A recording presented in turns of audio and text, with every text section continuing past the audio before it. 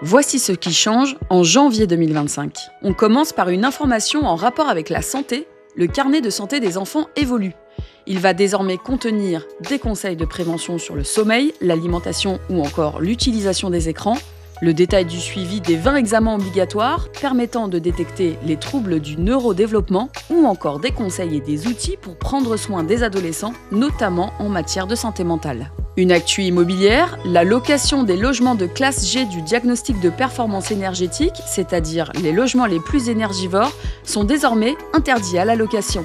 Autre info en janvier 2025, la durée d'indemnisation de l'allocation journalière du proche aidant peut être renouvelée pour 66 jours supplémentaires. Le nombre maximal de jours d'indemnisation est de 264, soit 4 personnes aidées différentes au cours d'une vie. Rappelons que le congé de proche aidant permet de réduire ou de cesser son activité professionnelle pour assister un proche en situation de handicap ou en perte d'autonomie.